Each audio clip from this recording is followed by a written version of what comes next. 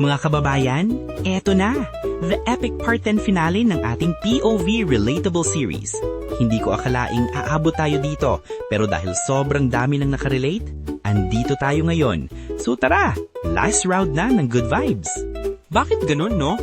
Kapag gusto mong tamaan ng hangin, biglang titigil yung fan sa kabilang side. Tapos pag tulog ka na, dun siya mag-a-adjust diretso sa'yo.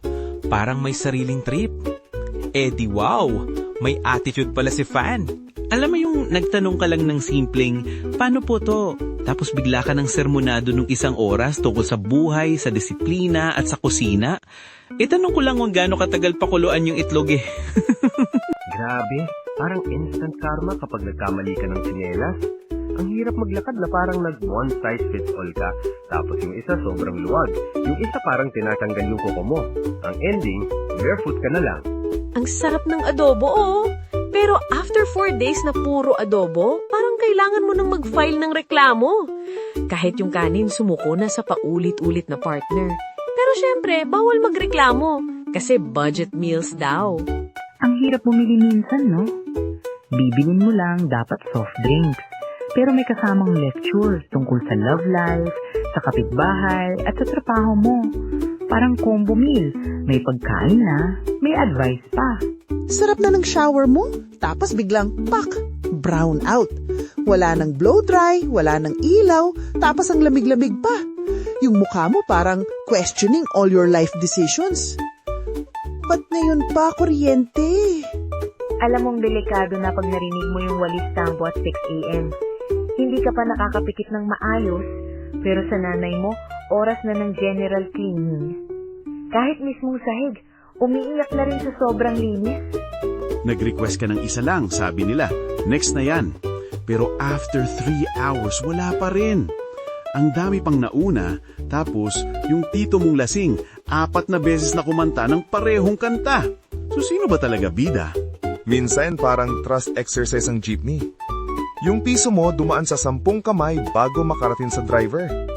Pero kahit nag-roller coaster siya, nakakabalik pa rin yung sukli. Talagang bayanihan in action. Halos kalahati ng online class, puro lag. Ma'am, naglalag po. Ma'am, paulit po. Hanggang sa inabot na ng oras, wala ka pang naintindihan. Pero present ka daw kasi nakita ka sa attendance. Pag weekend, guaranteed may libreng concert courtesy ng kapitbahay. Akala mo audition sa The Voice pero sa volume pa lang panalo na. Tapos hanggang 2:00 ng umaga hindi ka makatulog. Solid entertainment nga naman. Yung nanay na kahit field trip, may baon kang pangbarkada. 2 plastic ng adobo, 1 galon ng tubig, at 3 tinapay. Parang hindi ka study tour, camping survival ang pig. Sabi nila, may forever daw, totoo. Forever pila sa LRT. Ang haba ng pila.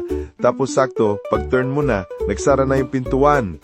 Kaya commute life equals patience 101. May kapatid ka bang parang bodyguard ng ulam? Kahit isang subo lang, naka-defensive stance na. Parang may contract na bawal ka humingi. Pero pag sila, ubus na agad yung share mo. Sa Pinas, may trust issues ka sa panahon. Ang init-init, tapos biglang boom! Ulan na parang world ending. Tapos ikaw, basa lahat, at i-assignment mo naging papel machine na. Maraming salamat sa pagsama mula part 1 hanggang part 10. Kung sobrang na-enjoy mo ang series na to, i-like at i-share mo bilang pasasalamat.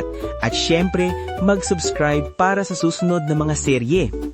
Mabuhay ang good vibes, mabuhay ang Pinoy humor!